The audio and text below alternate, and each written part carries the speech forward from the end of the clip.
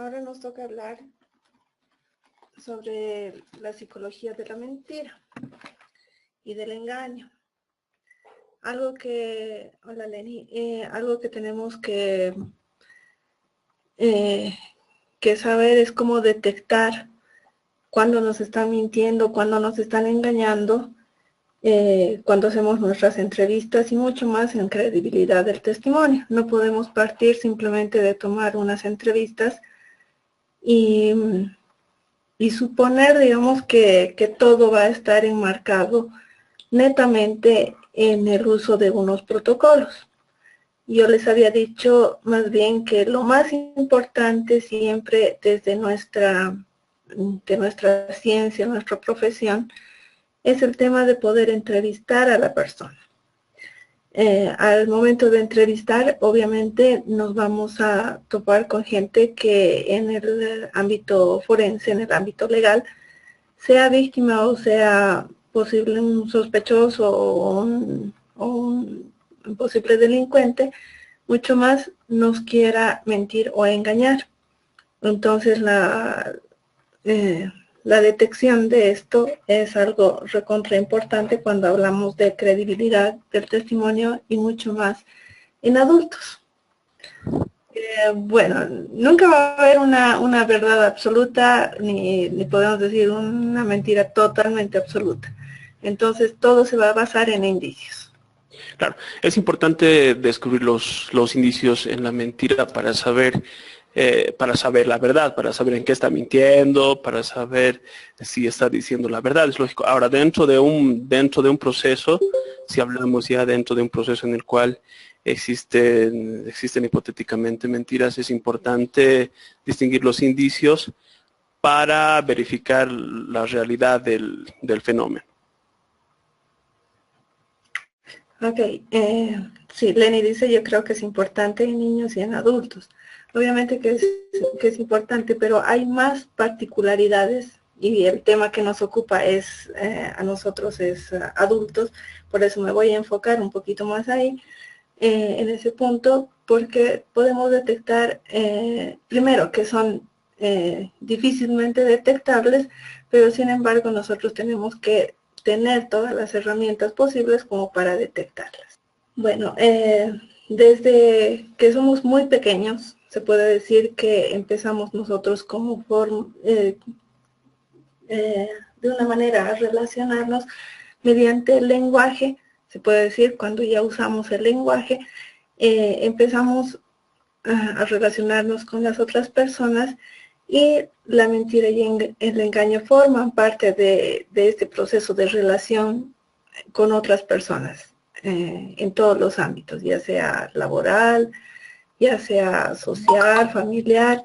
Siempre la mentira y el engaño están formando parte de nuestros procesos de relaciones humanas. ¿Quién de ustedes nunca ha mentido? Gustavo dice, para mí es importante porque el adulto a la edad que tiene es más complejo. Inteligencia, lenguaje, historia social, tiene una narración más rica y un rango de personalidad probablemente concreto.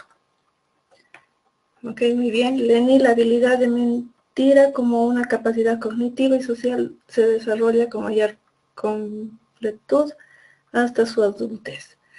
Muy bien, todos, ¿no?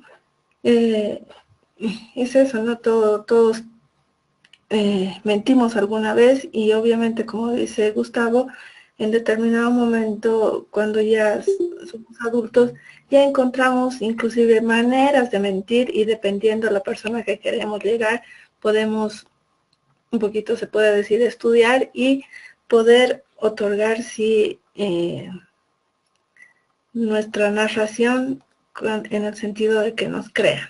Bueno, entre los indicios del engaño, tenemos que establecer que las personas mienten más cuando están hablando con otras personas frente a frente, se puede decir, cara a cara. Es más fácil mentir a una persona cuando se habla que, por ejemplo, cuando se escribe. Inclusive, la habilidad de mentir en una escritura siempre va a estar cargada ya de algunos elementos lingüísticos propiamente dichos que hacen resaltar que este sujeto nos pueda estar engañando. Por eso también es importante, aparte de la entrevista, hacer que la persona tal vez nos relate lo mismo, digamos, nos relate el evento, también de manera escrita, porque ahí también vamos a poder contrastar la información que nos está presentando.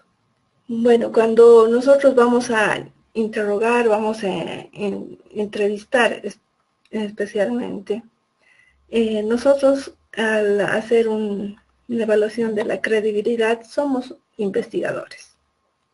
¿Ya? Entonces estamos buscando, vamos en busca de señales, indicios que nos den ese antecedente que esté relacionado con el contexto y que nos digan en definitiva que esta persona nos está diciendo la verdad o la mentira. Por si acaso no hay verdades absolutas y tampoco no hay ningún instrumento, ninguna forma mágica en que nosotros podamos detectar a ciencia cierta, 100%, que la persona pueda estar diciendo la verdad o la mentira, ¿ya? Tenemos protocolos, sí tenemos protocolos. Ahora vamos a ver algunos indicios, algunas señales, tanto verbales como no verbales, pero hay otras pruebas electrónicas, el polígrafo, hay otro tipo de pruebas también para los ojos, para los electroencefalogramas, las drogas, todo ello, pero nada es 100% confiable, ¿no? También nosotros podemos estar equivocándonos. Al momento de emitir un juicio en credibilidad, muchas veces he visto que en los informes ponen es 99% creíble. Yo no sé de dónde se sacan esos parámetros a veces. No hay literatura que nos diga que se puede medir de esa manera, no se puede cuantificar, porque como les digo, es un conjunto de cosas que nosotros tenemos que evaluar para poder emitir un criterio. En términos generales, hay varias definiciones de lo que es en realidad el concepto de mentir. Sin embargo, a mí me ha gustado el decir o manifestar lo contrario de lo que se sabe, se cree o se piensa. ¿Ya? Es lo contrario, porque cualquier supuesta verdad también está cargada de muchas emociones, de muchas percepciones, inclusive sesgadas, fragmentadas, de un evento cualquiera. Pónganse el ejemplo de que sucede un accidente y las personas están se puede decir frente a frente en medio del accidente que se haya producido. Entonces unas personas van a percibir cierta parte del accidente y la otra que está enfrente, la otra parte. Entonces nunca hay una verdad absoluta, una verdad concreta, pero sí vamos a tener esos fragmentos que nos van a llevar a decir que la percepción que este individuo ha tenido es obedece a más particularidades reales que a falsas. En realidad hay una diferencia en el hecho de mentir, que es decir lo contrario. Sin embargo, el hecho de engañar va un poquito más allá. Es dar a esa mentira, el decir lo contrario, la apariencia de verdad. Entonces, no solamente puedo decir que la movilidad que ahorita está pasando es blanca, por ejemplo, sino que trato de hacer que las otras personas crean que realmente es blanco. Doy más señales a partir de esa mentira que estoy diciendo, hago que se produzca esta apariencia falsa de verdad. O también es inducir a alguien a tener por cierto lo que no es. y generalmente estas personas se evaden mucho de las palabras y de fingir ciertas actitudes, como en este caso el tema de este trío, digamos, de fingir que está con una persona, pero en realidad hace otra. En la vida jurídica también nosotros, aparte de las relaciones de pareja, mucho de esto vamos a encontrar en lo que sea las personas que realizan fraude. Entonces, ¿qué características ustedes creen que tienen esas personas que cometen fraude? Buenas noches. No sé, no hay un perfil excluyente, ¿no? En lo que es las personas que pueden cometer fraude, pero sí el tema con la ley, la relación con la ley, el tipo de vínculo que establecen con otras personas, la facilidad a veces con las que algunas personas mienten. Hay que distinguir rasgos disociales con rasgos psicóticos. Entonces no creo que haya un perfil excluyente, pero sí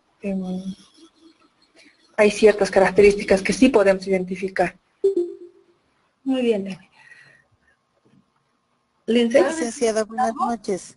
Buenas noches. Licenciada, creo que si bien no existe, digamos, un diagnóstico diferencial para este tipo de personas, una de las características que manejan, digamos, estas personas estafadoras, entre comillas, es el lenguaje envolvedor y cautivador. O sea, a través de su lenguaje, pues, pintan castillos, venden ilusiones y a través de su palabra es que caen el resto de las personas. Porque si haríamos un estudio, vemos pues que han pintado maravillas, sí, te voy a pagar, préstame, o sea, el lenguaje es bastante seductor, creo, y a partir de eso captan a sus víctimas. Sí, muy bien. Esa es la clave, digamos, la particularidad. Estas personas generalmente se basan, como decía aquí, de la palabra, ¿no? Se valen de la palabra, tienen muy buen lenguaje, muy buen léxico, entonces, inclusive creo que creen su propia mentira, ¿no? Y embaucan a las personas. Hoy en día se escucha hablar mucho por ejemplo, de las estafas piramidales, donde no solamente inducen a dar dinero, sino también inducen a que estas personas se conviertan en parte también de estafadoras hacia otros, ¿no?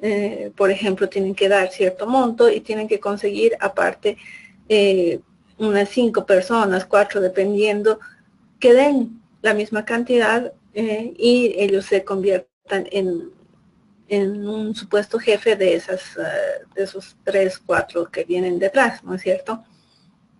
También en las noticias está ahora el tema de las movilidades chinas, que también les han sacado dinero, por ejemplo, a las personas para, o sea, con la finalidad de que les iban a dar préstamos, o sea, les iban a dar la movilidad a crédito y que ni siquiera iban a hacer mediante bancos, o sea, han engatusado muy bien a la gente y se han ido con millones de bolivianos a otro lado.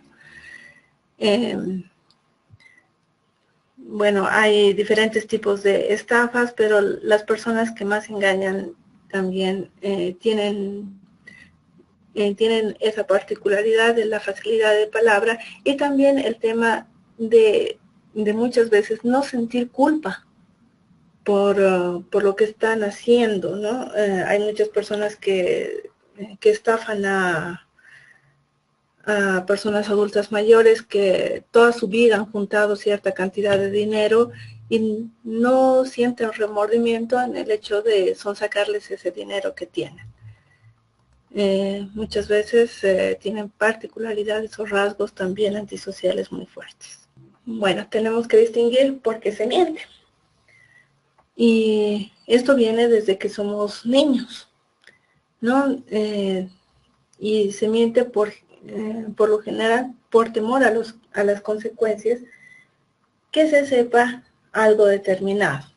Cuando somos niños rompemos algo, por ejemplo, estaban jugando con pelotas, rompen un vidrio y ese sentimiento de culpa hace que se tenga también el temor porque lo puedan pegar, le puedan castigar o diferentes maneras de reaccionar de los padres. Entonces ahí ya empieza el hecho de que las personas aprendemos a mentir primero hacia nuestros padres, que son nuestro primer núcleo social, y posteriormente hacia el resto de las personas.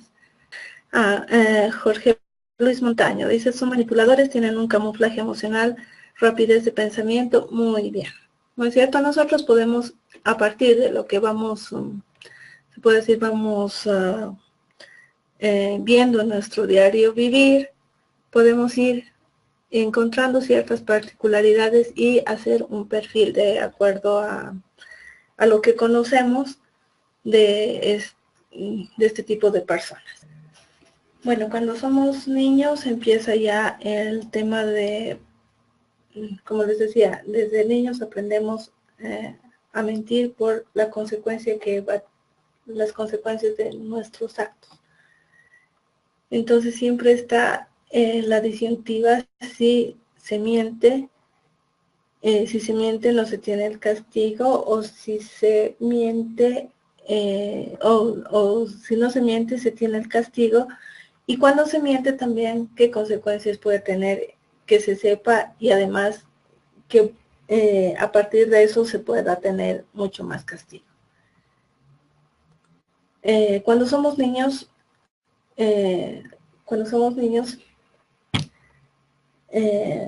¿ustedes han llevado el protocolo de Michigan? Sí, ¿no es cierto? En el protocolo de Michigan, a ver aquí. Gustavo dice, se miente para evitar algún tipo de castigo, ya sea físico o psicológico. Hay diferentes tipos de mentira. La mitomanía, sí, muy bien.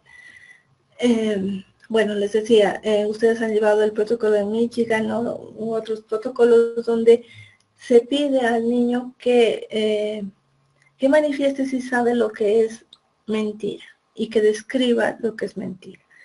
Muchas veces se le induce inclusive a que relacione que es una mentira y que no. Lo más aconsejable en este caso, obviamente, es que el niño describa con sus propias palabras qué entiende por mentira. Ya por si acaso, en algunas tomas de evaluaciones a niños, muchas veces un poco que inducen, hacen un esfuerzo, se puede decir, de tratar de que el niño diga que, por ejemplo, el bolígrafo es rojo, es verdad, es mentira. Si digo que es azul, es mentira porque es rojo, ¿no es cierto? Entonces yo le estoy induciendo. Y lo que hay que hacer es más bien que el niño nos diga qué entiende y cómo asocia el concepto de mentira, para que tengamos la seguridad de que el relato sí lo va a ir diciendo de manera más clara. Bueno, para hablar de mentira en el niño tenemos que hablar del desarrollo moral. Entre algunos de los principales está Piaget, Colbert, Gilligan. Sin embargo, hay más. Hay más autores que hablan del desarrollo moral. Los principales para nosotros, y seguramente ustedes han tenido que verlo en pregrado, es Piaget y Colbert. ¿Alguno me puede decir específicamente, vamos a hablar, a partir de qué año más o menos, a los cuántos años el niño empieza a mentir y por qué, de acuerdo a estas teorías? Yo creo que a partir de los 3 o 4 años el niño tiene un lenguaje más concreto y más o menos sabe manipular a los padres sobre algún tipo de objeto, ¿no? El niño, de acuerdo al psicoanálisis estoy hablando, en relación a esa teoría. Entonces se basa en los principios de su rasgo de personalidad, que sería el narcisista, ¿no? Piensa que el mundo es totalmente suyo y no lo quiere soltar. Entonces ahí... Sí, Gustavo, no te copié muy bien. Vuelvo a repetir. Sí, por favor. De acuerdo al psicoanálisis, yo pienso, también de acuerdo al psicoanálisis, que es de 3 a 4 años, porque el niño está de alguna manera reconociendo el mundo y está dentro de lo que sería el cuadro del narcisismo, ¿no? Además, el niño está rodeado de objetos de deseo, es donde ahí empieza de alguna manera a querer manipular a su entorno, desde algún punto de vista. ¿Se me ha entendido, Licen? Sí, se te ha entendido. Está bien. Desde tu punto de vista psicoanalítico está Buenas bien. noches, licenciada. Buenas noches, Lourdes. Buenas noches, licenciada Lourdes. Bueno, yo no sé si voy a dar la respuesta en sí, pero tendríamos que partir la moral. No olvidemos que la moral para el niño hasta los 6 años más o menos es heterónoma, ¿ya? Entonces es lo que le enseñan los papás. Entonces, de los 7, empecemos desde la adolescencia, que estaríamos hablando según, ¿qué es este libro del desarrollo humano? Estamos empezando de 11 a 10 años que estamos entrando a la preadolescencia, donde se vuelve esta moral se vuelve autónoma, donde viene en conflicto con sus valores y lo que le han enseñado. Entonces ella va a ir a discernir, y eso va en concordancia con el desarrollo cognitivo del mismo niño. Entonces, en ese entonces, si el niño miente, no dice, o sea, no es una mentira en sí, con esa hazaña de decir mentira, sino es que ha aprendido a decir mentiras. No olvidemos que eso aprende el niño mismo del adulto. Dile que no estoy, ¿ya? No o algo, un ejemplo así. Entonces, él no lo concibe como mentira mismo, sino es algo natural. No va a discernir lo que está bien o lo que está mal. Luego va a empezar a discernir, empecemos de los 6, 7 años, ya va a empezar a discernir lo que está bien, lo que está mal. Si es que vivía en un lugar, digamos, donde es la costumbre de mentir, para él va a ser algo natural. Posteriormente, en colegio, en interacción social, ya ahí va a empezar a aprender otra cosa, en su círculo social educativo. Entonces, tendríamos que ver que desde esa perspectiva, desde qué edad está comprendiendo que está diciendo mentiras, ¿no? Entonces, bueno, es lo que yo pienso desde mi punto de vista. Está bien, has dado un ejemplo y un poquito te has salido, pero está bien tu concepción. ¿Alguien más? Profe, bueno, considerando el punto de la compañera, obviamente que el desarrollo del niño tiene que ver con el contexto. Y yo creo que desde los 2 a 3 años, cuando ya está configurado el lenguaje, el niño puede mentir, obviamente que no está consciente de que es una mentira, pero no comparto mucho ese cuadro narcisista que comparte compañeros, más bien yo creo que es el pensamiento egocéntrico del niño que hace que mienta, obviamente para la satisfacción de sus deseos. Sí, buenas noches, Verónica, mil disculpas, acabo de incorporarme, así que he tratado de entender la pregunta que hacías. No nos olvidemos que Piaget, hola, ¿se me escucha? Te estoy escuchando. Piaget maneja estas etapas que nos estás describiendo ahí en el cuadro, ¿no es cierto? Una etapa premoral, etapa del realismo y lo no real. Precisamente Piaget nos plantea esto porque, a ver, estamos manejando un tema de principio de realidad y principio de fantasía, si vale el término. Entonces, no podemos hablar de forma definida de lo que representa ejercicio de moral en niños, ¿no es cierto? Incluso hasta los 6 o 7 años, porque no están todavía manejando características cognitivas que tengan que ver con la moral, ¿no? Sino hablamos de principio de realidad y principio de fantasía. De ahí que muchas declaraciones, por ejemplo, tienen que ser en ese margen de equilibrio y de estabilidad, Verónica. Eso es lo que nos plantea Piaget, y creo que eso es lo que generalmente se debe de tomar en cuenta para hacer entrevistas o interrogatorios, aunque esta palabra no me gusta a mí decir, interrogatorios, digamos, ¿no? Y ya, bien, bien Marcelo, pero también, o sea, tenemos que ver que los protocolos que ustedes han llevado para niños, la fase donde se le pregunta, y conoce si sabe que es verdad o mentira, a partir de qué edades toman los protocolos. No es a partir de los 7 años para arriba, es más bien para abajo, ¿no es cierto? O sea, no hay, algunos protocolos dicen a partir de los 4 años y algunos de los 6.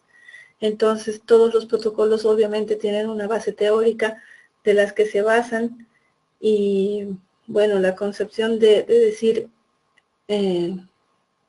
de decir algo contrario a lo que se piensa, se sabe y se cree, es lo que yo les había propuesto como mentira, no el hecho de engañar con una intencionalidad, ¿no es cierto? Es diferente la mentira del engaño.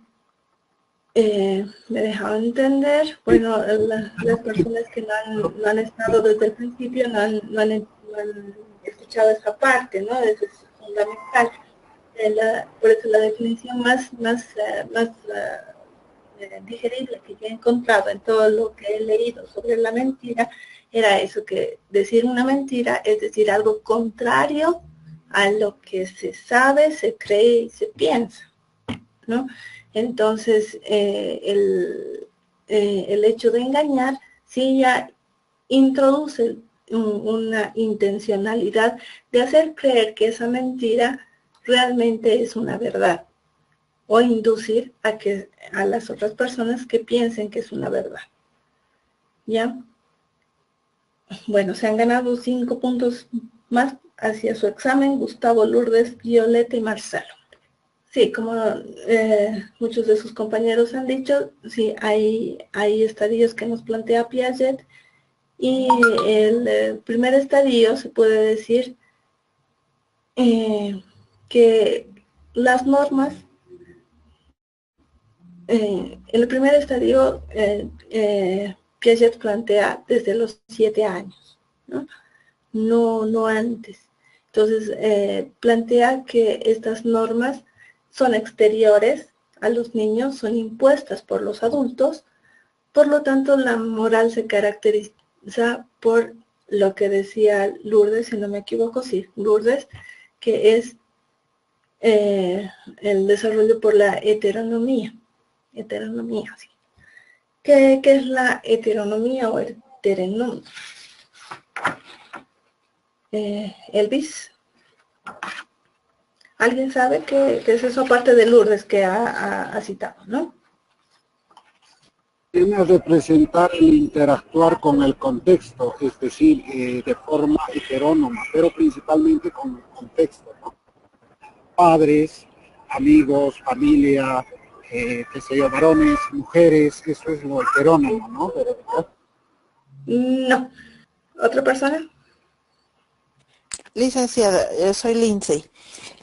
A lo que tengo entendido, cuando hablamos o nos referimos a heteronomía, significa que las personas que vivimos dentro de una sociedad, que estamos insertos en una sociedad desde el momento en el que nacemos, nos sujetamos a las reglas y normas que establece nuestra sociedad. Obviamente las normas y las reglas son relativas de acuerdo a cada sociedad. Sin embargo, la heteronomía hace precisamente alusión a que el sujeto vive en un mundo donde existen reglas y normas establecidas. Más o menos, ¿no? Más o menos. Bueno, le vamos a dar paso. Sí, Lourdes. Sí, Lourdes. Sí, bueno. Bueno, yo tengo entendido que la heteronomía empieza en la familia, son los principios y valores que la misma familia le da al niño, le impone al niño. Entonces la familia, porque estamos hablando de niño, la familia le va a decir, esto está bien y esto está mal. Entonces le insertan los principios y valores que la misma familia consideran buenos, ya, al margen de la cultura y todo eso. Si culturalmente hablamos, la familia va a estar, el padre, la madre va a estar inserso en eso, le van a imponer una religión católica, le van a decir que hay que casarse de los 7 años, como ocurre en la India o en la China. Entonces, eso es heteronomía, le impone. Posterior a eso, como el niño va a vivir en ese círculo, no tiene el principio de refutar desarrollo cognitivo no lo permite. Entonces no refuta eso, para él es sagrado. Sagrado va a ser lo que le van a decir. Posteriormente, cuando el niño ya va a entrar a la adolescencia, preadolescencia, etcétera, se va a entrar en un conflicto. Ahí es donde se desarrolla la autonomía, donde él va a poner en conflicto lo que le han dicho a la familia, lo que él va a considerar que está bien, sus principios filosóficos que él va a adquirir, y va a entrar en un punto intermedio y va a decir, sí, esto sí sirve, esto no sirve. Él es el que ya va a discriminar lo que para él está bien y lo que no está bien. Ahí es la autonomía. Profesora, profesora, perdón, tomando las palabras de la compañera en este sentido, sería cuando el niño vive o se desarrolla dentro de ese núcleo y presenta una actitud de respeto unilateral a las personas mayores. Sigue sus órdenes, sus órdenes de las personas mayores son obligatorias y la obligatoriedad como fenómeno es de forma absoluta para él, ¿no? Entonces se puede decir que no posee todavía la capacidad, una capacidad intelectual suficiente para comprender algunas razones abstractas de una norma general. Ya, sí, van por ese camino, ¿no? Se puede decir que es la ausencia de autonomía. ¿Por qué? Porque el niño hace caso a lo que le dicen los padres, ¿no? Como decía Lourdes y los demás compañeros, hacen alusión a que el concepto de bueno o malo viene de los padres, especialmente, ¿no? O sea, ¿qué estoy haciendo bien y qué estoy haciendo mal? Ese concepto ya nos da la implicación de que si algo hice mal, me introducen un poquito, hablando del psicoanálisis, me introducen el tema de que lo malo sí me va a traer consecuencias. Y es ahí a partir, pese a que los niños tengan una convicción de bueno y malo impuestas por los padres, también el sentido de la consecuencia es lo que hace que el niño mienta. Por eso, sí, Gustavo. De acuerdo al psicoanálisis, no es que yo sea psicoanalista, ¿no? Pero he leído un poco. Y de acuerdo a lo que usted está manifestando dentro de lo que es el niño, hay una teoría lacaniana sobre el ingreso en el nombre del padre, si no me equivoco, es donde ingresa la ley, las normas, y pues ahí ve el niño o el menor algún tipo de acontecimientos que llegan de alguna manera a romper ciertos complejos o deseos, ¿me entiende? Entonces, es desde un punto de vista parental, el ingreso de la figura paterna, que se llama el objeto de la madre, por ejemplo.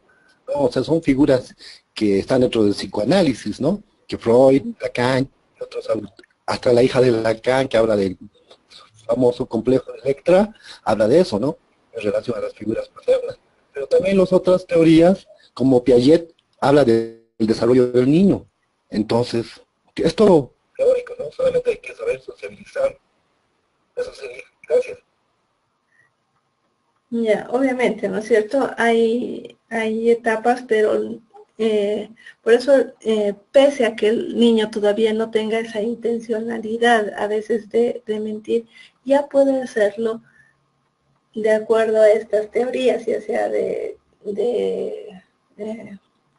las teorías que nos están hablando de la ley del padre, la teoría que nos dijo Violeta del uso del lenguaje, y bueno, estas teorías de la moral, ¿no es cierto? Que en la moral está el bien y el mal, más o menos, pero va a reforzarse con el hecho de que sí, a partir del lenguaje, o sea, uno no puede mentir si no tengo lenguaje, ¿no? Entonces tengo que tener lenguaje, y es también a partir de las normas impuestas por mis padres que asumo cierta culpa, cierta necesidad de evitar un castigo, ya sea moral, físico o psicológico, como lo han manifestado, y se induce a mentir.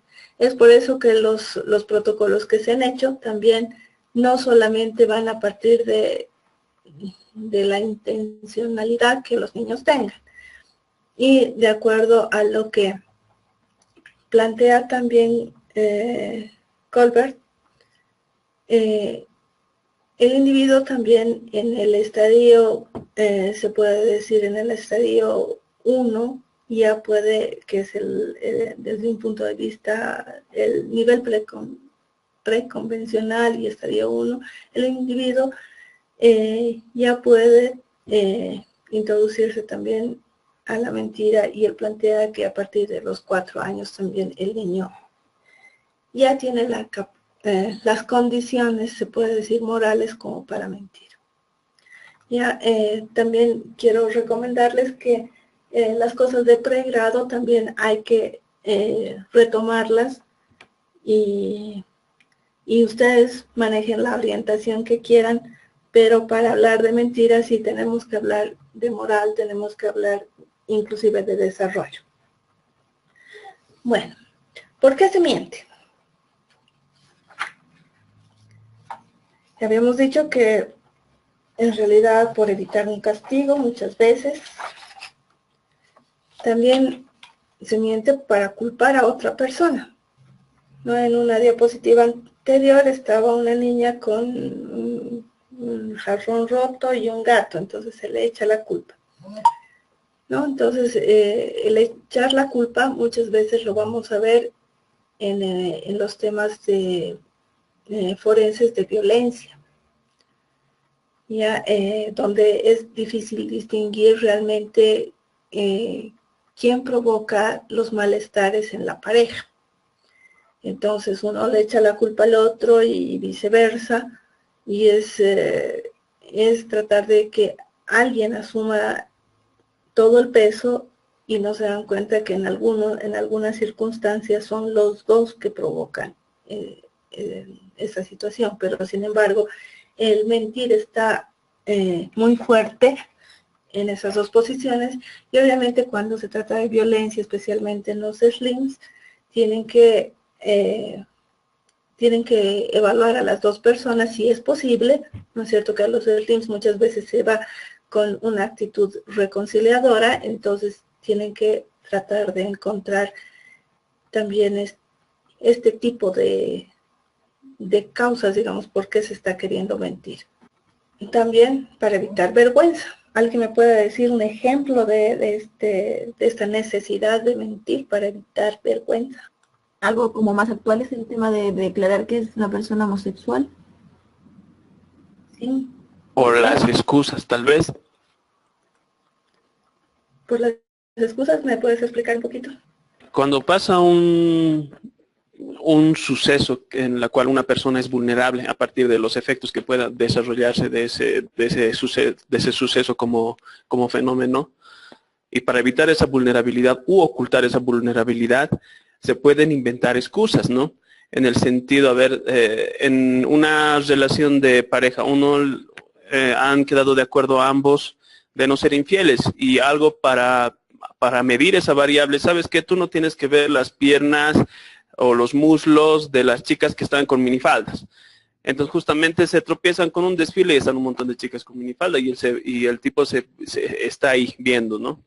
Y él dice, no, es que estaba viendo si estaban igualando los pasos. Algo burdo, pero podría servir como ejemplo. ¿Puede repetir su pregunta, por favor? No entendí muy bien. Bueno, ¿me puedes dar algún ejemplo de por qué se miente para evitar la vergüenza? Para evitar la vergüenza. Sí. Bueno, muchas veces, ¿no? Los adolescentes, cuando van a valoración, ¿no? Psicológica, por ejemplo, por casos de, vamos a decir un caso de estupro, ¿no? Donde generalmente las adolescentes tienen la relación de manera consensuada con el supuesto agresor, ¿no? Y a veces ellas, quieren evadir a ciertas interrogantes, ¿no? Teniendo en cuenta las posibles actividades sexuales que ellas hayan tenido, ¿no? Entonces, puede ser uno de los casos, ¿no? Y otro, también, no solamente estupro, también sobre casos de violaciones también, ¿no? Cuando a veces, por ejemplo, quieren de forma libre narrar los hechos, se ven limitadas, ¿no? Y no quieren extenderse en su testimonio, ¿no? Muchas veces por vergüenza, ¿no? Otra variable puede ser el contexto también, ¿no? En que ellas puedan estar desenvolviéndose, ¿no?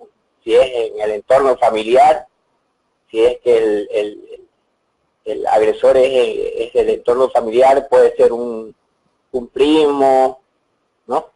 O un vecino, qué sé yo. Entonces generalmente mienten, ¿no? Por cierta vergüenza o temores también, ¿no? O miedos, ¿no? Entonces eso es lo que pienso. Listo, José. ¿Gustavo, quieres decir algo? No, eso es mi aporte. Quería manifestarle Sí, Gustavo. luego aprendí lo que es la hermenéutica o el manejo de la mentira.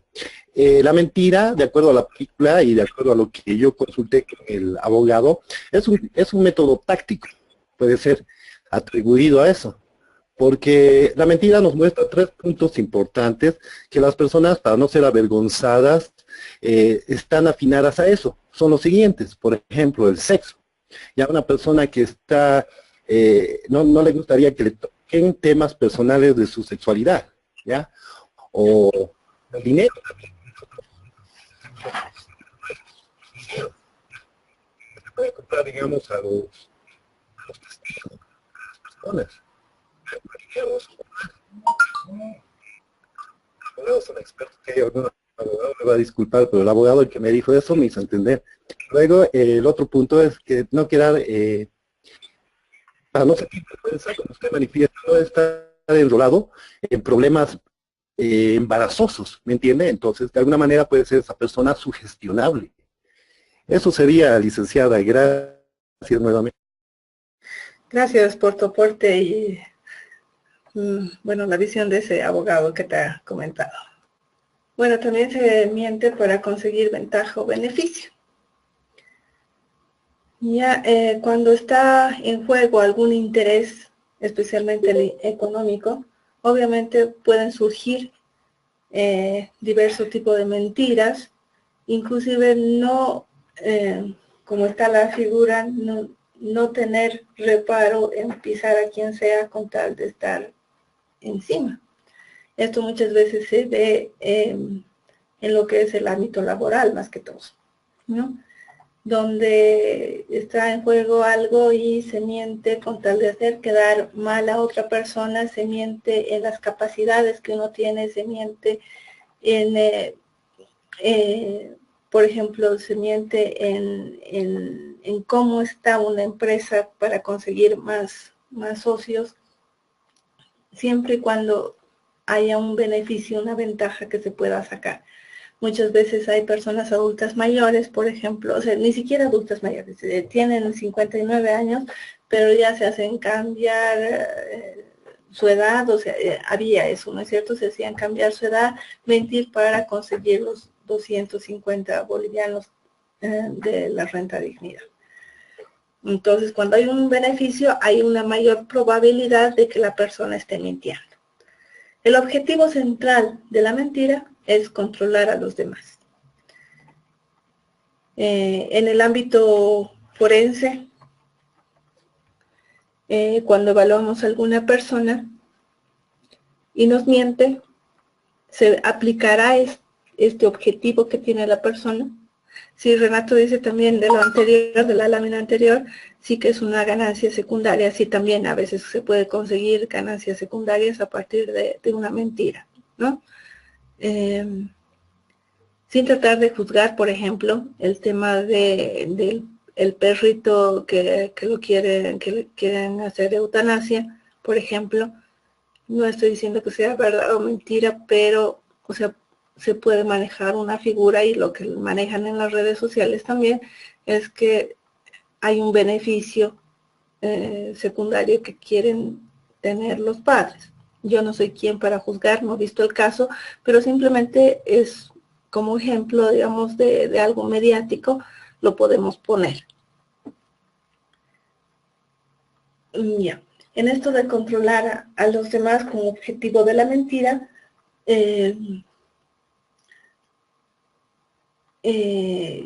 ¿cómo influiría, digamos, si se tendría este objetivo principal cuando nosotros hacemos la evaluación a una persona en el ámbito forense? Buenas noches, profesora. Licenciada. Sí, dime, José. Es diferente el abordaje, ¿no?, en el ámbito forense, ya que el paciente o el usuario acude a la entrevista por disposición judicial o fiscal, ¿no? Entonces, por ejemplo, las motivaciones son muy distintas y la relación también con el psicólogo, ¿no? Entonces, considero que tomando en cuenta ese aspecto, las posibilidades de que mientan se elevan, ¿no? Las posibilidades, ¿no? Entonces, porque muchas veces hay denuncias falsas, intereses económicos, ¿no?, familiares, afectivos y todas esas cosas. Buenas noches, licenciada. Buenas noches. En el ámbito forense, una persona adulta mentiría por los motivos que indicó en las láminas atrás, ¿no?, para evitar un castigo. Si miente, sabe que puede ser castigado si lo descubren, ¿no?, o para evitar la vergüenza, o para tener una ventaja o beneficio. Entonces, no quiere ser castigado, no quiere ir a la cárcel, no quiere tener este castigo X, ¿no? Entonces voy a mentir, o puede elaborar una mentira en una persona adulta para evitar ser descubierto, ser castigado. Sí, muy bien. ¿Alguien más en la posición forense? ¿Será que nos intentan controlar en la evaluación? Renato dice simulación, disimulación. Sí, hay eso en el ámbito forense. Sí, Renato, ¿estás bien? Pero ¿será que nos quieren controlar? ¿Se está cumpliendo ese objetivo? ¿Cuál será su objetivo en realidad en la evaluación? Verónica, buenas noches. Buenas noches, Marcelo. A ver si tenemos suerte. A ver, en relación a la pregunta de controlar a los demás, obviamente que el testigo va a intentar controlar a los demás. No nos olvidemos que la mentira también es una forma de justificar hechos, ¿no es cierto? Sin embargo, en lo forense o el trabajo del forense se resume en que como que hay un protocolo para obtener declaraciones, ¿no es cierto? Y esto representa un conjunto de instrucciones específicas que vamos a tener para realizar ya sea el interrogatorio o la entrevista. Eso hace de que desarrollemos ciertas técnicas orientadas precisamente a controlar nosotros, como la parte técnica, la entrevista, ¿no? De tal forma que nos permita acercarnos a una realidad. Sí, muy bien, Esa sería Marcelo. mi participación. Muy bien, Marcelo. Carla dice para manipular la situación a su favor. Ese es en realidad lo que buscan, digamos, las personas, ya sean víctimas o agresores o lo que venga a ser, digamos, la parte legal. Cuando tengamos que evaluar, la persona viene a tratar de manipular la situación, manipularnos a nosotros para que nosotros les creamos y hagamos un informe favorable hacia ellos. Hasta nosotros nos quieren manipular, nos quieren controlar. Entonces nosotros tenemos que ser lo más observadores posibles con tal de detectar esos indicios de mentira que se tenga en una evaluación. Como decía Marcelo, hay todos los protocolos y los protocolos tienen que comenzar con una entrevista, y si la entrevista no sé observar, no sé escuchar, la verdad que nos van a tomar el pelo. Ya. ¿Cuál es la consecuencia más grave, se puede decir, de la mentira? Aquí dice cuanto más grave es lo que es lo que ha sucedido o lo que se ha hecho, más grave son las consecuencias y mayor motivación que lleva a no decir la verdad. Pero cuando uno no dice la verdad, ¿cuál es la mayor consecuencia que puede existir? Renato dice criterios de simulación, como por ejemplo sobredimensionar los síntomas. Muy bien, en la anterior diapositiva, ¿no? Licenciada, respecto de la mayor consecuencia de una mentira, evidentemente es el castigo, que se caiga, que se descubra la mentira y se llegue al castigo, porque precisamente eso es lo que buscaba evitar con la mentira. Pero no olvidemos que la mentira también es como una bola de nieve, ¿no? Más mientes, más te vas metiendo en eso y sigues mintiendo y finalmente pues las investigaciones, para eso estamos nosotros ahí, para coadyuvar con las investigaciones, se descubre y el castigo es lo que tendría que ser una de las consecuencias. Ya, pero más enfatizado a la mentira, no por, o sea, se miente para evitar las consecuencias y una de ellas es el castigo, ¿no es cierto? Pero como consecuencia general de la mentira, cuando se descubre que se está mintiendo, consecuencias penales y legales, dice, ya, un poco más abstracto, ¿les han mentido alguna vez? Seguro que sí. Entonces, ¿qué es lo que se rompe? ¿Qué es lo que cae cuando descubrimos una mentira? La confianza. La confianza, ¿no? Más que todo es la confianza, ese concepto un poco más hasta filosófico, ¿no es cierto? Ese valor se pierde.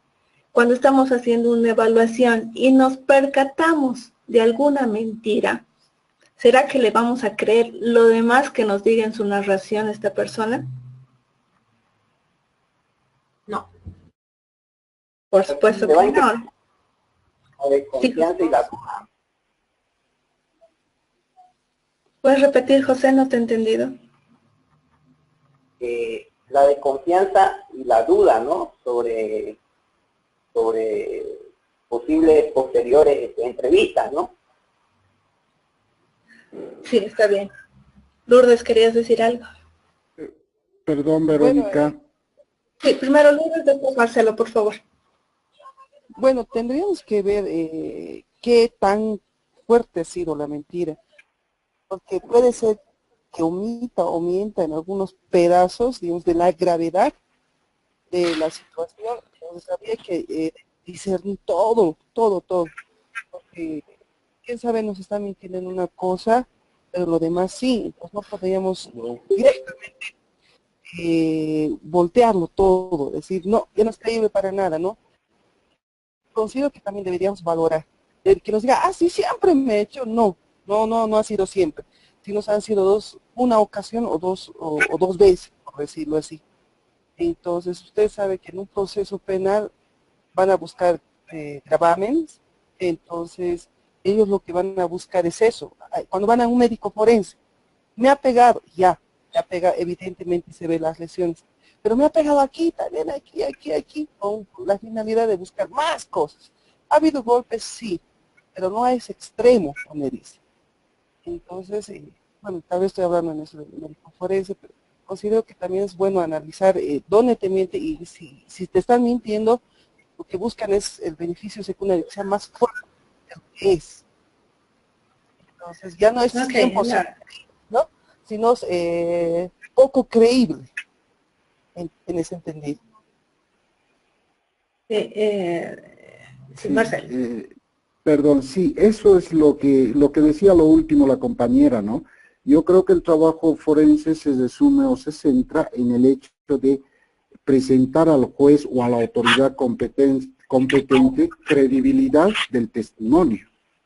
En esa perspectiva, entonces, nos tenemos que concentrar en hacer nuestro trabajo de la manera más minuciosa posible, porque lo que nosotros tenemos que demostrar en el área forense es credibilidad o no credibilidad, ¿no es cierto?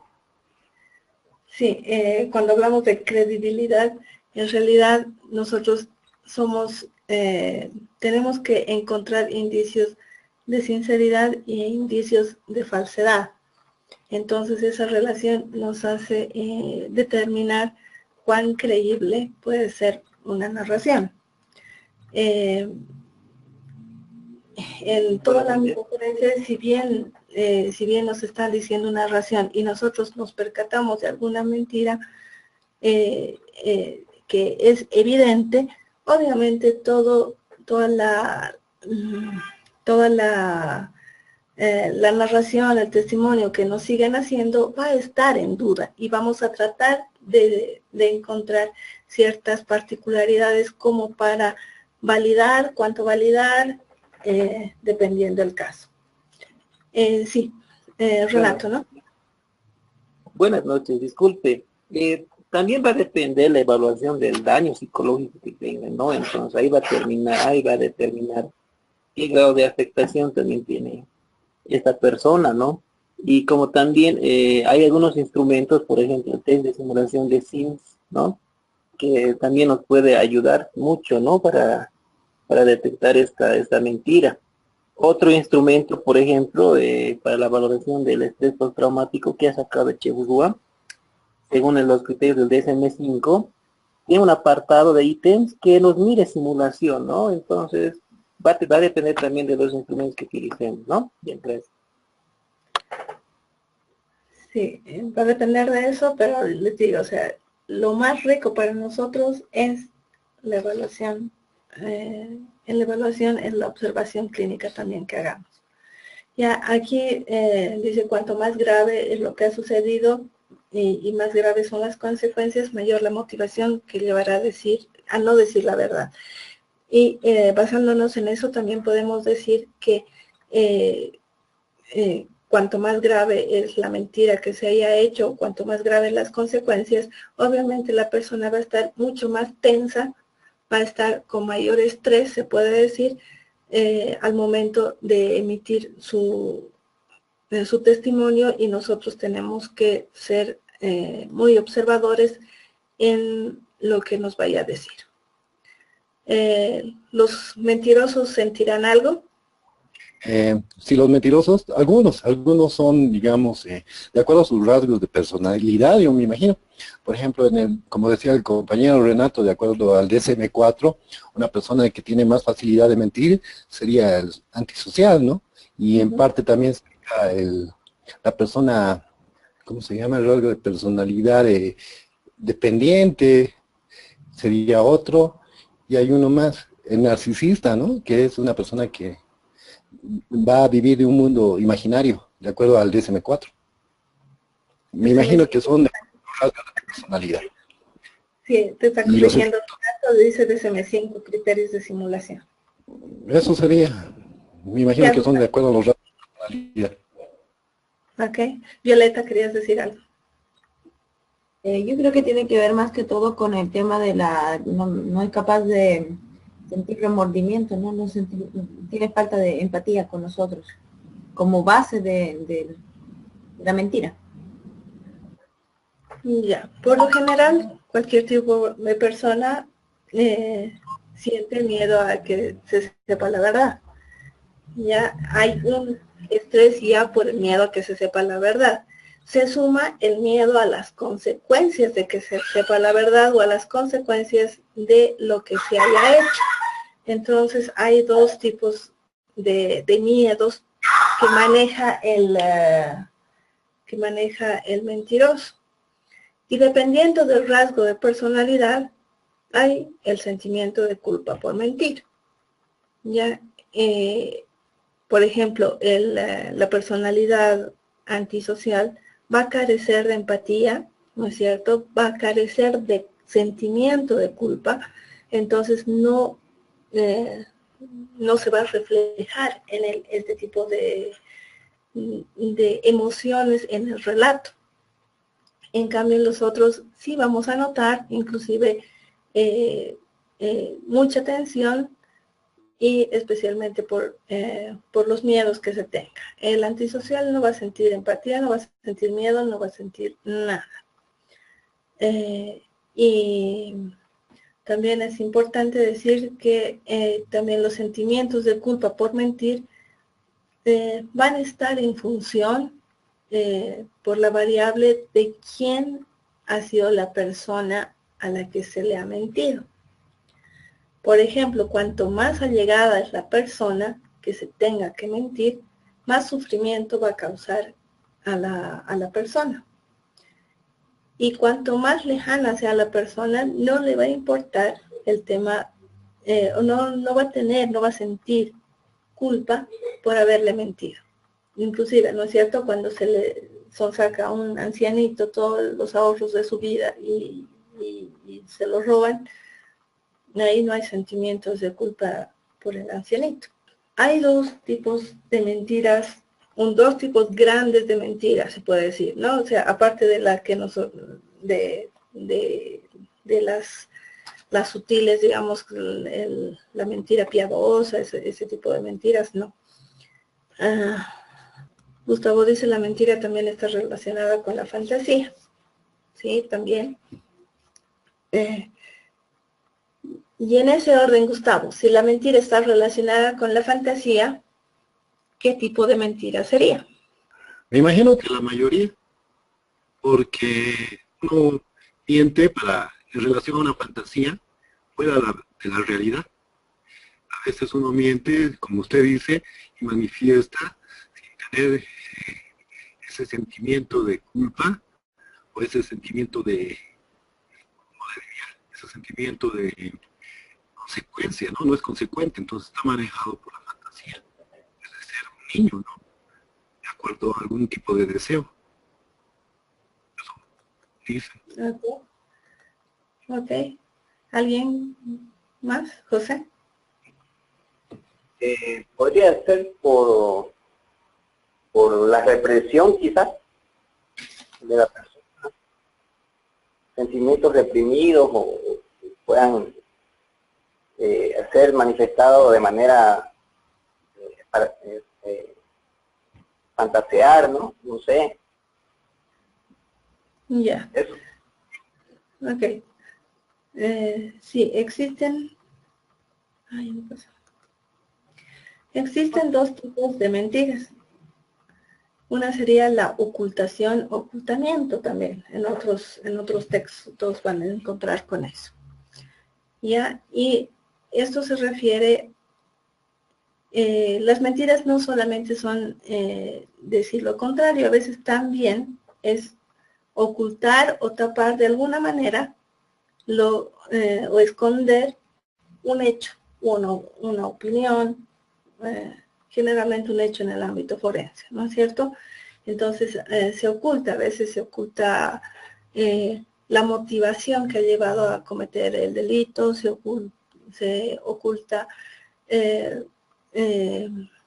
los intereses que hay por medio, se oculta partes de los hechos mismos como sucedieron, y no sea por perspectiva, ¿no es cierto? Como yo les decía, a veces no vemos o no percibimos con todos nuestros sentidos ciertas particularidades de un hecho, pero en la ocultación sí, habiendo percibido ciertas características, no las decimos. Entonces, en un hecho forense es importante conocer todo lo que se sepa, ¿no es cierto?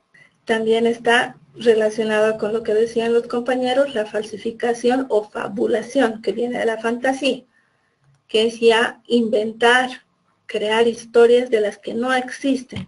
Muchas veces en los slims también se ve eso, que la gente va ya con una idea de armar todo una escena, pero que en realidad nunca ha existido. Entonces nosotros tenemos que primero determinar dos tipos de clasificación y en lo que sea credibilidad del testimonio, determinar cuál de las dos particularidades son las que tenemos como indicios. Ay, perdón. Me pasas. Bueno, No sé si puedo pasarme así. Ya, en el ámbito forense me ha parecido, digamos, muy bien encontrar esta frase que dice que mentir te sale bien. Hacer que te creo me sale mejor, ¿no? ¿Por qué? Porque nosotros tenemos que ser expertos en la detección del engaño, de la mentira. Es la señal. ¿La mentira puede ser un mecanismo de defensa como la negación? Sí, exactamente.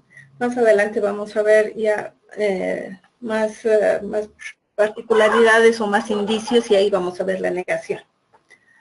Ya, Los psicólogos, las mujeres, el sexo femenino, no soy homofóbico ni nada, perdón, no soy nada, no tengo ningún prejuicio. Las mujeres son más propensas a mentir, ¿cierto? De acuerdo a los neurólogos. Sí, de acuerdo a investigaciones que se han hecho, especialmente de Arce y Fariña, las mujeres tenemos la capacidad de mentir y de que se nos crea de un 80% a más. No sé si les he comentado en el anterior módulo, yo he hecho una investigación también y he mandado a pacientes que tenían el orden clínico, he mandado a los SLIMs a hacer denuncias, el 100% les han creído. Entonces sí tenemos capacidades. Gracias, Lisa, la felicito por ser mujer. ¿Y saber mentir? Es un talento, ¿eh? Es un talento también saber mentir, eso lo hacen los políticos desde un punto de vista social. Gracias, Lisa. Bueno, para la detección verbal del engaño, en realidad tenemos que ver los contenidos en las expresiones lingüísticas del testimonio, ¿ya? Pero algunos autores consideran que no solamente son las expresiones lingüísticas lo que es verbal, también son los cambios en algunas características propias de la voz. Por ejemplo, el tono de voz que se utiliza al momento de dar la declaración, el ritmo de toda la narración en que vayamos haciendo durante toda la entrevista y también la velocidad que se tenga. Por ejemplo, las personas que van a mentir van a ser más lentas. ¿Por qué? Porque a la pregunta todavía tienen que organizarse mentalmente para poder decir y relacionar lo que quieran con lo sucedido. Ya estas tres particularidades, los cambios y características de la voz para algunos autores corresponde a lo verbal y para algunos autores solamente corresponde a lo lingüístico.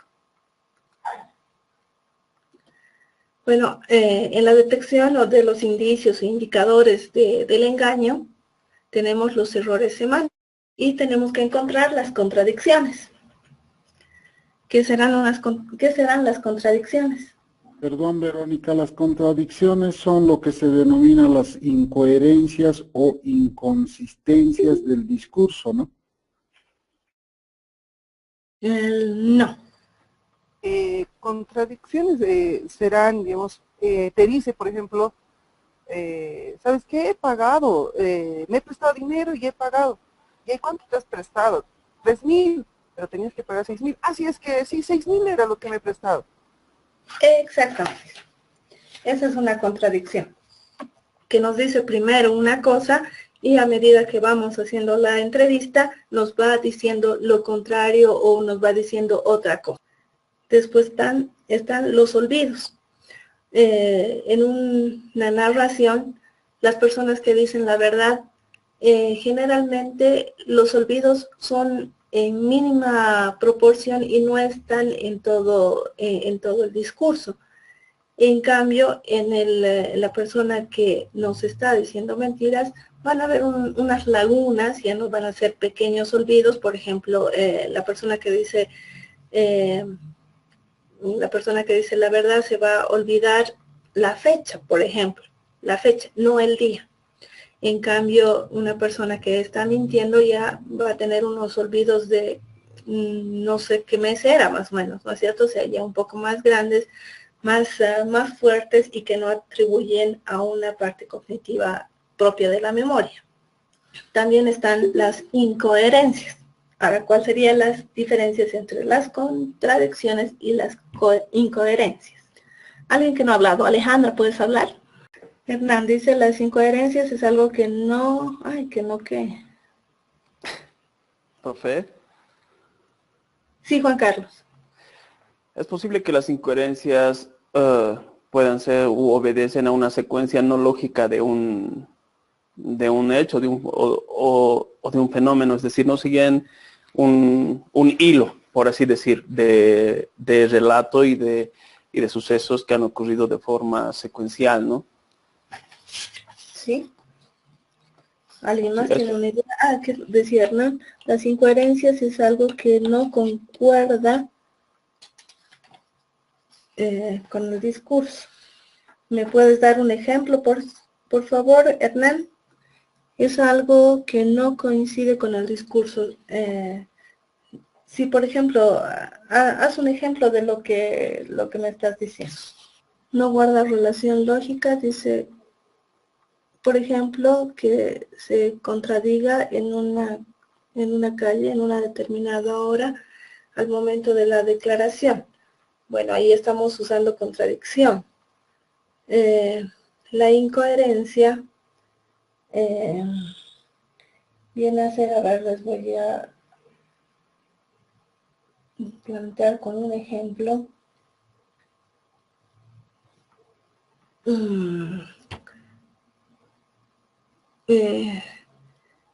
Que la persona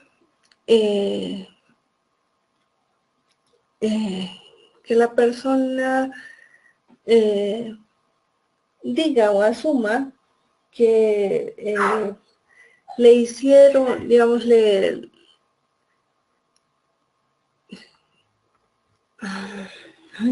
ahorita se me han ido las ideas. A ver, que una persona diga que le ha agredido una persona, a ver, que le ha agredido una persona, varón, y bueno, que le ha desfigurado el rostro, por ejemplo, a otro varón, ¿no? Entonces, se me ocurre un ejemplo, en un caso hipotético de violación, que en la narración la víctima diga que sí, él, después de todo hecho, de sí me ha llevado a un lugar oscuro, me ha tirado, me ha recostado, me ha tirado encima de la cama. Después de ahí yo he hecho esfuerzo por retirarme, pero después él me ha penetrado, después se ha movido, que ha hecho esto, y después que diga, después recién se ha sacado su pantalón o su buzo. ¿Es posible que pueda caer dentro del ejemplo de una incoherencia de relato ilógico? Incoherencia viene a eso, ¿no? Hay un poco ilógico, ¿no? Aquí también claro. Alejandra si plantea alguna respuesta o frase que no corresponde al contexto, no tiene alguna lógica. Sí, es eso, ¿no? Incoherencia ilógico. No sigue las secuencias, se puede decir. Sí, está bien. Bueno, gracias, profe. Yo pienso que también las incoherencias tendrían que ver con el examen mental de una persona en el momento de su evaluación, el aspecto clínico, para luego llevarlo a un informe totalmente forense, ¿no? De acuerdo a las normativas de la ley. Pero yo creo que las incoherencias tienen que ver con el examen mental en el sentido del pensamiento, ¿no? En su forma, en su curso, en su contenido, en su afecto y expresión emocional. Entonces, yo creo que, como dice Juan Carlos, en el aspecto de una violación que la persona se contradiga, ahí hay un aspecto del contenido y el curso del pensamiento. Ahí se va a ver si eso no es. Ya me alegra que ustedes engloben todo. Ya, sí, en una evaluación de credibilidad también tenemos que hacer la valoración de la parte de personalidad. ¿Ya? Y lo habíamos visto en la anterior semana, ¿no es cierto? No podemos estar al margen. Siempre tenemos que tomar nuestra evaluación global, no podemos segmentarla, muchos de los informes que llegan a procesos judiciales simplemente se basan en escuchar un relato y decir si es creíble o no creíble. Y no es eso. La condición de evaluar la credibilidad es una evaluación global, conjunta, y gracias, Gustavo, por hacer énfasis en esto, en este punto de las incoherencias. No puede ser que sea una persona con psicosis y obviamente va a haber ciertas connotaciones en todo el relato, ¿no es cierto? Y si no sabemos la estructura de personalidad del sujeto que estamos evaluando, obviamente vamos a estar por otro rumbo y no vamos a determinar si realmente corresponde decir que es creíble. Porque puede ser una paranoia. Las paranoias son, en su relato es muy convincente, ¿no? Y podemos caer en un error por ese tipo de evaluaciones sesgadas. Ya, las inconsistencias. Ese sería otro error semántico. Las inconsistencias son aquellas que no pueden sostenerse en dos discursos. Les había planteado la anterior clase también en el sistema de evaluación global propuesto por Arce y Fariña también, que debieran haber dos entrevistas, ¿no? Una, la toma de la entrevista y propiamente dicha, y la otra es la segunda obtención de la declaración, se puede decir. Entre esas dos declaraciones. Y si tenemos esas dos declaraciones para nosotros, si podemos contar con otra, por así decirlo, con la denuncia, bueno, tenemos tres particularidades que nos van a dar esto, la evaluación de esa consistencia. Si lo que dice, si bien permanece en el fondo, y no en la forma, porque muchas veces se cambia las palabras, no se dice lo mismo, pero en el fondo queda la esencia misma del relato, ¿no es cierto? Entonces, que no haya inconsistencias en su relato. Por ejemplo, y además con los hechos de realidad, ¿no? Una inconsistencia sería el tema de decir, en uno de los ejemplos de ustedes mismos, de decir que le han agredido, por ejemplo, y que le han agredido muchas veces, y además que siempre le agredía y que le ha hecho una y otra le ha pegado por aquí o por allá, y en el examen médico forense solamente tengo un rasguño, ¿no? Entonces hay una inconsistencia también con los protocolos que tienen los médicos forenses, ¿ya?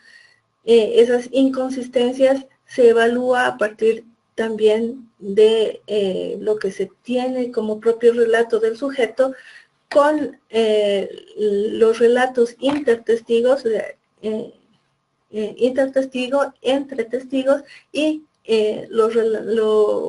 las evaluaciones que se tenga también de otros peritos que se involucren. Por ejemplo, en caso de violencia, necesariamente tenemos que conocer el examen médico forense, muchas veces no solamente la víctima, también del agresor, porque puede decir, me he defendido, le he arañado, le he puñeteado, y en el examen médico forense del agresor igual no tiene nada, ¿no?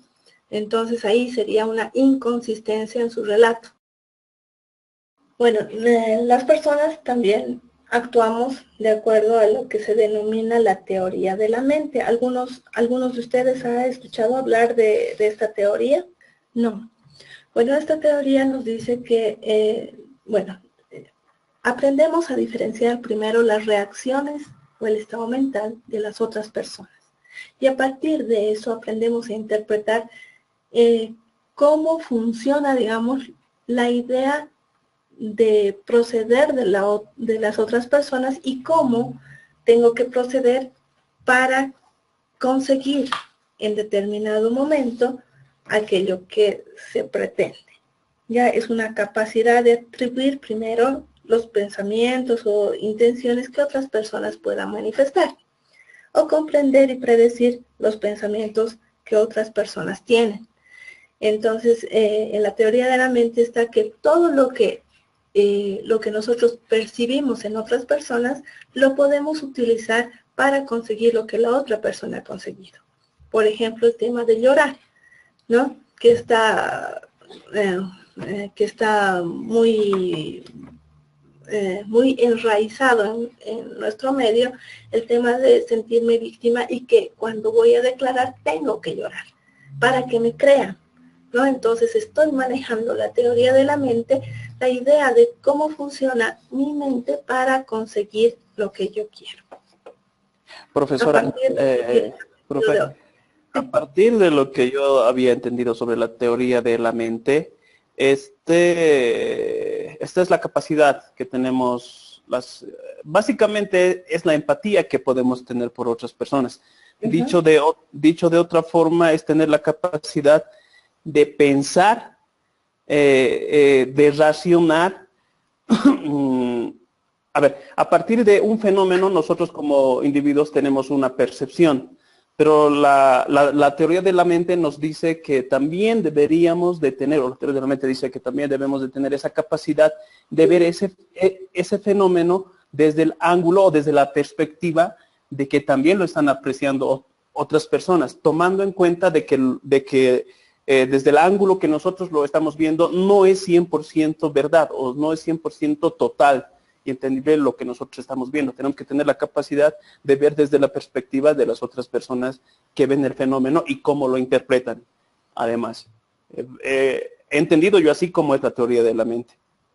Sí, es por eso, la capacidad de, se puede decir, de predecir los pensamientos o intenciones que tienen las otras personas, ¿no? Entonces, una persona que quiere mentirnos, también se va a poner en posición a qué es lo que nosotros conocemos o evaluamos para que esta persona finja en realidad alguna particularidad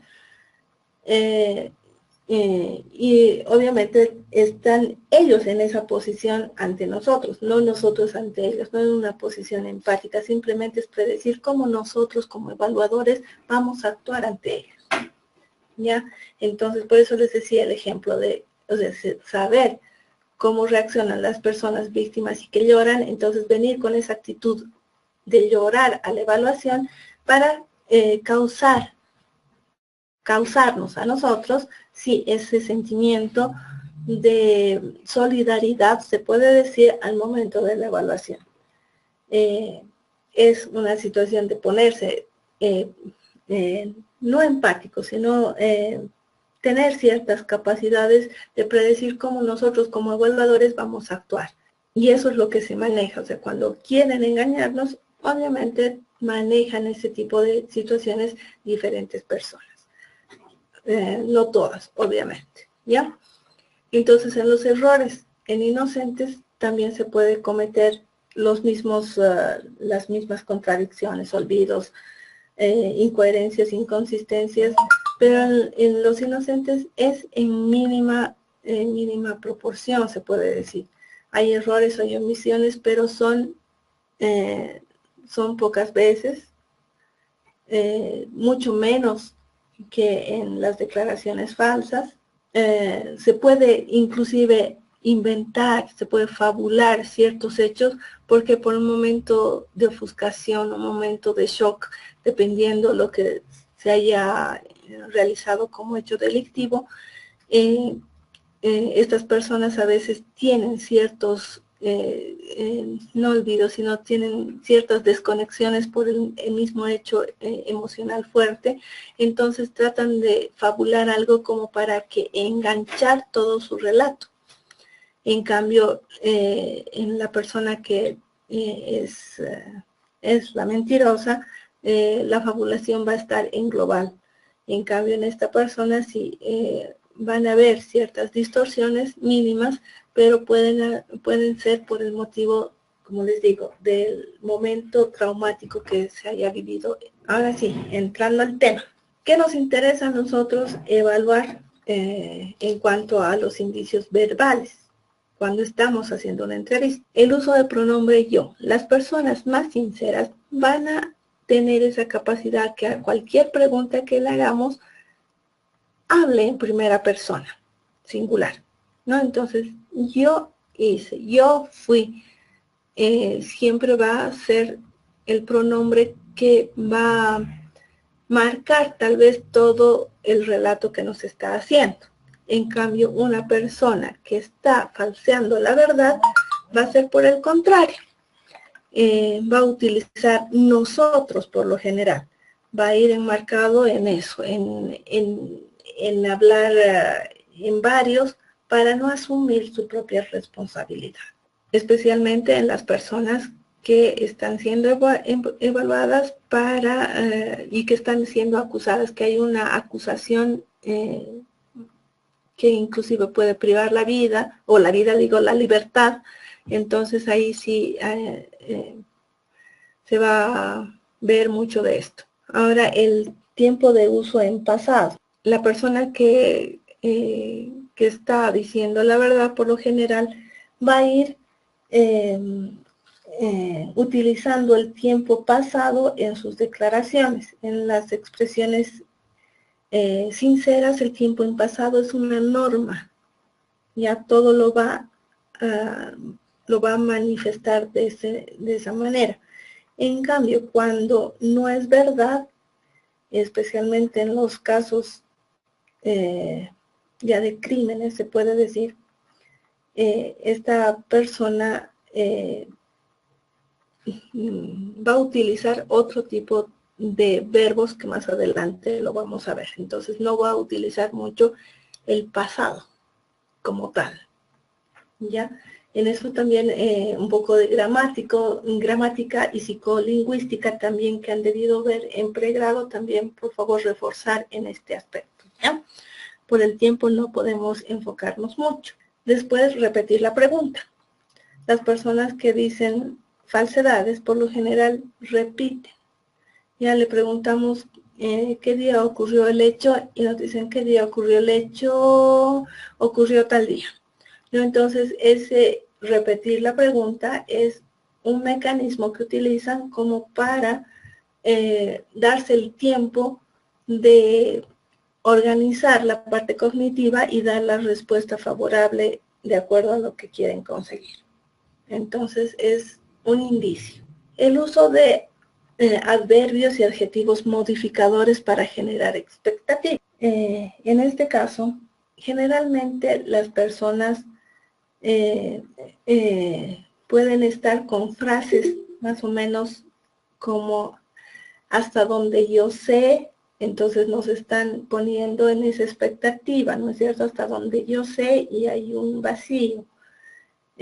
Siempre, no siempre, por lo general en el discurso deja abierta o incompleta una frase. Le estamos preguntando algo y está por completar la oración y se pasa a otra. ¿Ya? Por eso es importante también cuando hagamos entrevista, graben, especialmente en casos forenses. No se puede obviar ciertas particularidades mismas del lenguaje. Después, reticencia. ¿Qué será la reticencia? Violeta.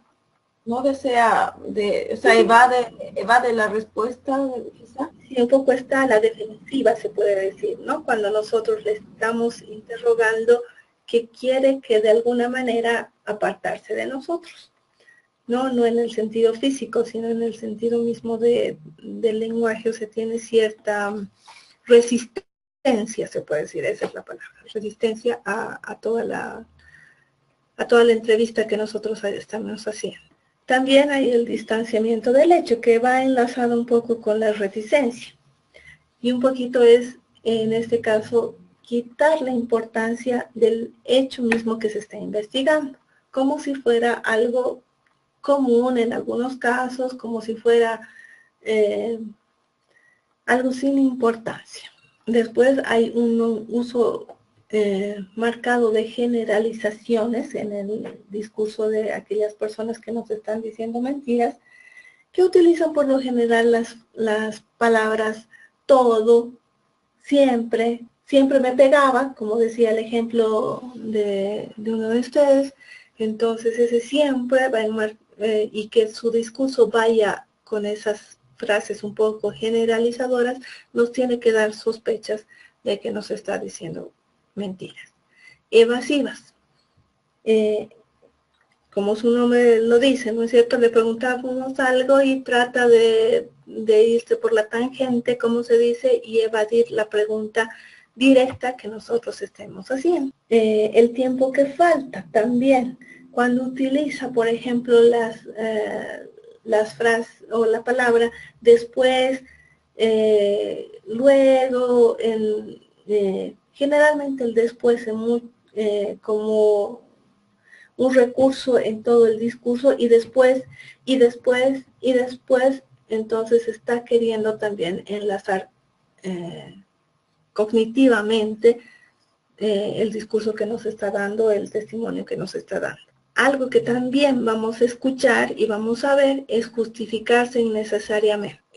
Yo he salido de noche, pero yo, primera vez que salgo de noche, porque yo nunca salgo de noche, esa vez siempre me ha llamado, o sea, estoy justificando mi salida o sea, no había necesidad, digamos, en el discurso que justifique, pero lo justifica de alguna manera, ¿ya? Y en el transcurso del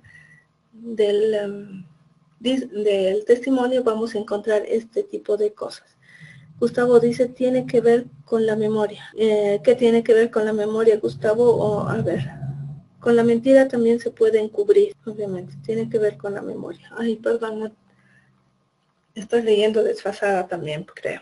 Después están los excesos de las palabras cultas o refinadas, especialmente aquellas personas que quieren hacernos creer que son personas muy educadas, que quieren fingir algo. En esas podemos encontrar este tipo de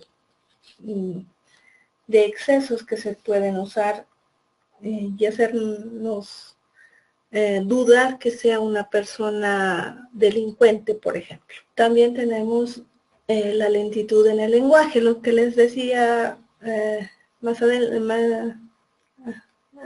unas diapositivas más adelante, ¿no?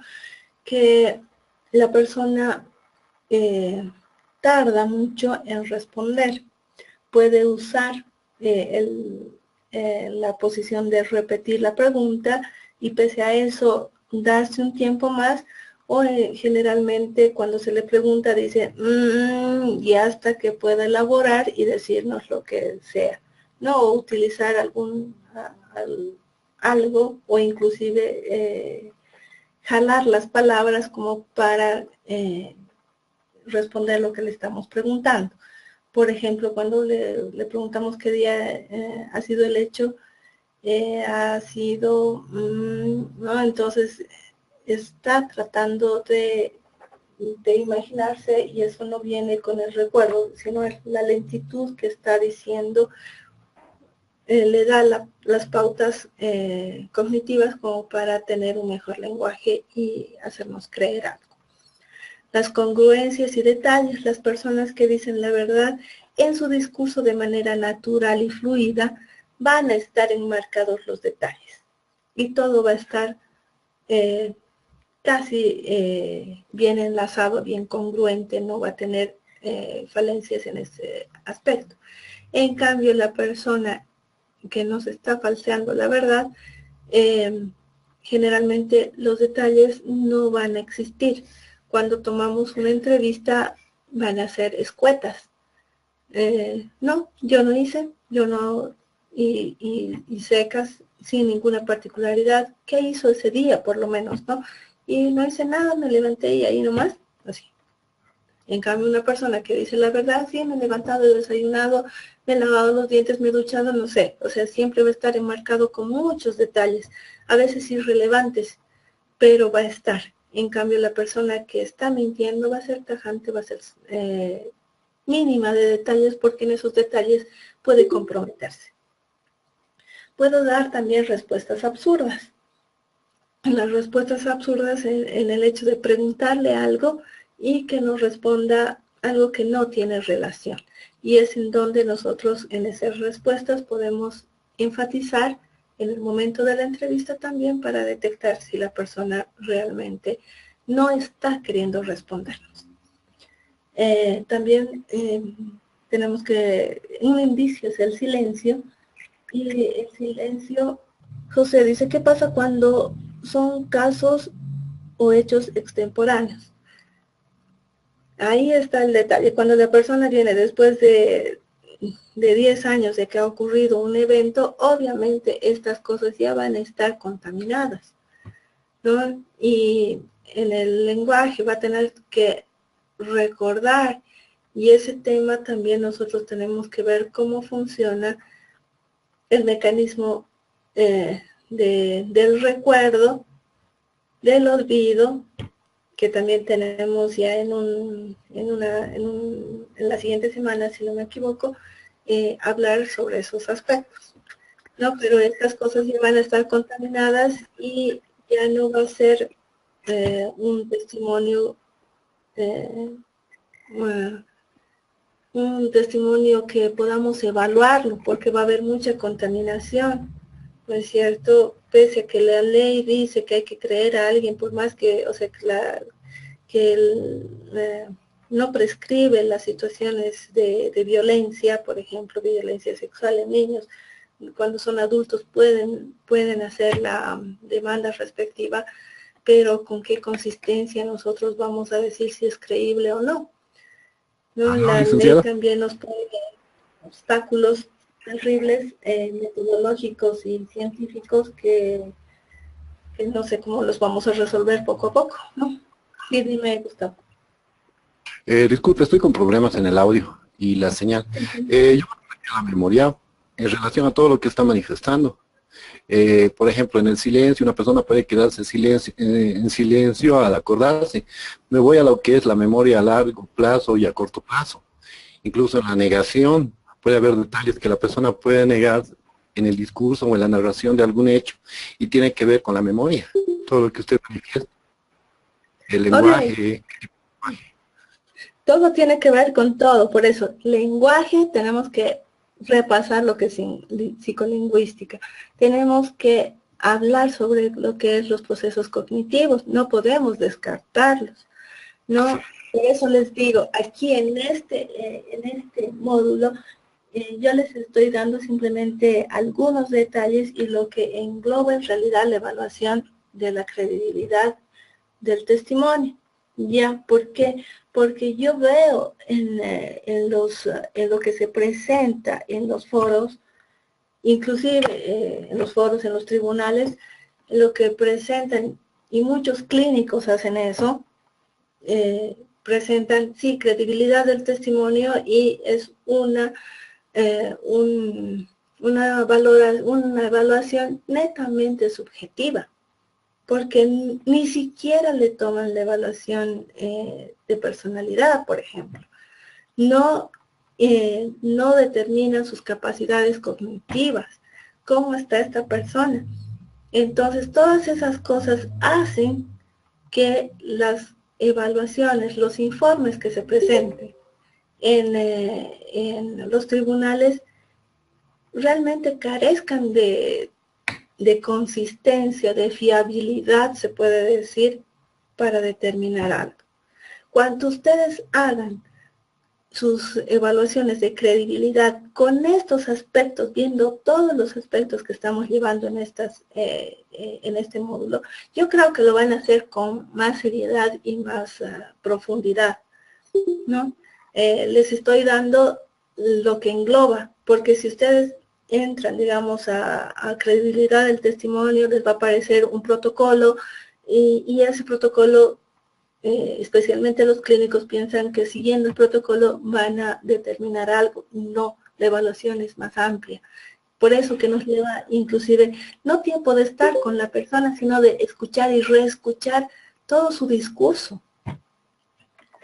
Verónica, perdón que participe acá y no intento contradecir a lo que el compañero Gustavo está planteando, que me parece excelente, pero hay que diferenciar una situación, Verónica, en el entendido de que fiscales, jueces, generalmente nos van a dar con suerte 72 horas, pero el informe se tiene que generar prácticamente a la voz de mar. ¿Qué implica eso? Centrarnos realmente en los protocolos, y les estoy hablando y le estoy diciendo, Verónica, a usted de la experiencia que tengo.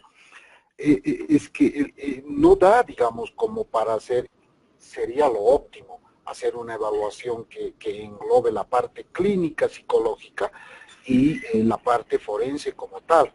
Entonces, yo personalmente he tenido duras experiencias con ese tema, ¿no, Verónica? Y no estoy intentando contradecir lo que mi compañero Gustavo dice, pero hay que centrarnos en una realidad de trabajo. Sabes, Marcelo, en los foros el juez te pregunta cuánto tiempo quieres para la evaluación.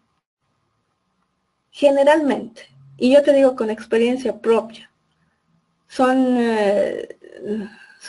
más de 10 años que tengo solamente en el ámbito penal, ¿no? Y generalmente el juez pregunta, y si no te pregunta, te dice, ¿tienes 72 horas? No, porque nosotros tenemos que evaluar, nosotros tenemos que utilizar entrevistas, tenemos que utilizar diferentes tests para determinar eso. En credibilidad no se pongan a evaluar en 24 horas, ¿no? Imposible. Como les digo, son horas y horas que uno tiene que escuchar y comparar todo el protocolo que tenemos, evaluación de lo verbal, evaluación de la parte no verbal también, o sea, porque en el momento de estar en la entrevista tengo que hacer mis observaciones, y si le estoy haciendo a la rápida no voy a hacer un buen trabajo, y yo no sé, la responsabilidad que ustedes están echando encima de poder, inclusive por este tema de la credibilidad, hay mucha gente que está adentro en el penal, y hay mucha gente que debiera estar y no está, solamente por esta evaluación. Entonces es una responsabilidad social que no la podemos manejar a la ligera. Los jueces, los fiscales no saben, y la verdad estoy diciendo que en La Paz es el departamento que si la justicia se maneja a las patadas, pero tenemos que sentar precedente, no nos podemos quedar de brazos cruzados si el juez nos dice 72 horas y ya 72 horas, menos en menores, ¿no es cierto? En menores tenemos que inclusive solicitar cámara Gesell. Tenemos que darnos esa posibilidad, tenemos que hacer un buen trabajo y los jueces tienen que llegar a comprender. No solamente, digamos, trabajo aquí, también trabajo en otros departamentos, y por eso digo, yo comparo, aquí realmente se maneja mal y hay que sentar ciertos precedentes, hay que luchar porque las cosas se hagan como tienen que ser.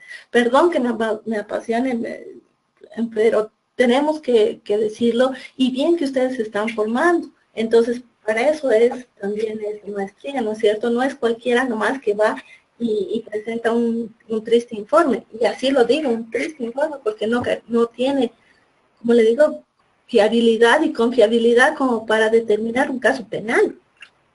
Ay, no. Sí. Le digo la verdad, usted tiene, y el compañero Marcelo también tienen todita la razón, la verdad, le digo concretamente. He tenido la posibilidad de trabajar 7 años en la Defensoría de la Niñez y Adolescencia y en SLIM, y este último año en lo que es la defensa pública del Ministerio de Justicia. Y todo lo que usted manifiesta y dice está totalmente cierto. Los psicólogos forenses no se están parando a lo que dice lo legal.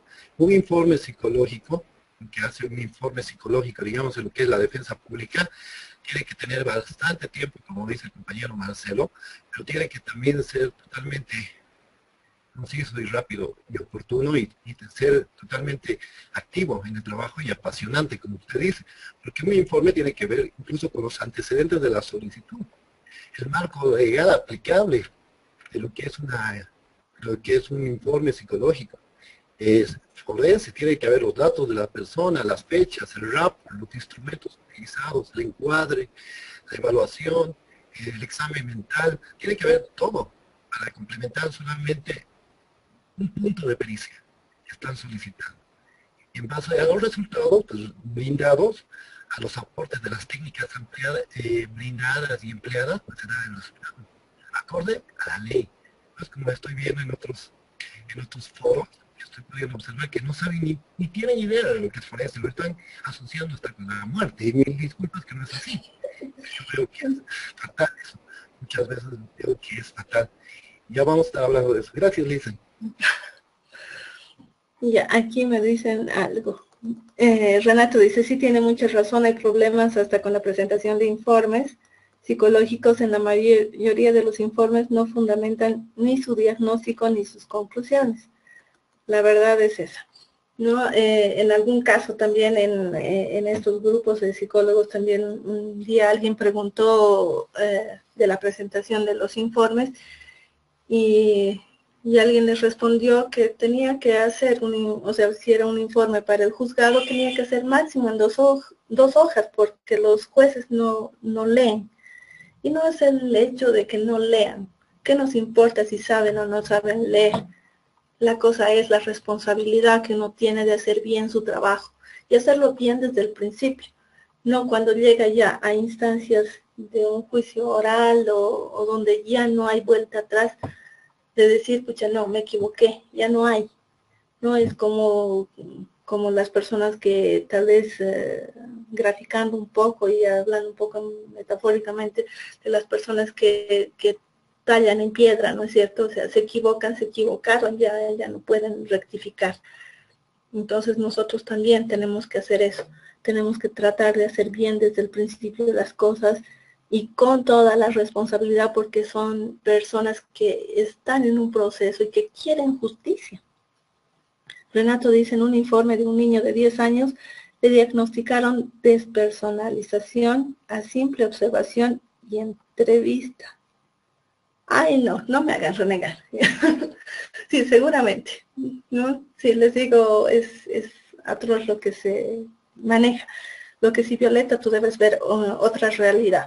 También se da la negación, especialmente las personas que dicen mentiras, sus negaciones van a ser más contundentes, van a ser, a la pregunta, ¿hiciste? No, ¿no es cierto? O sea, la negación va a estar siempre y de forma muy clara y evidente. Gustavo dice, otro solo el test de la persona bajo la lluvia, en el DNA seguramente, y ya. Sí, por eso. Y todavía quieren seguir trabajando en el área forense, ¿no ves? Bueno, siguiendo, refuerzo de la credibilidad. A veces cuando la persona nos está diciendo cosas falsas, va a reforzar la credibilidad. Dice algo y va a tratar, se puede decir, de reforzar sus manifestaciones con otro tipo de expresiones. Por ejemplo, el uso de realmente, verdaderamente, honestamente, ¿no? Va a estar reforzando como para que nosotros le creamos. Bueno, el estilo lingüístico, bueno, no han salido los puntitos de la U aquí, perdón, no sé por qué.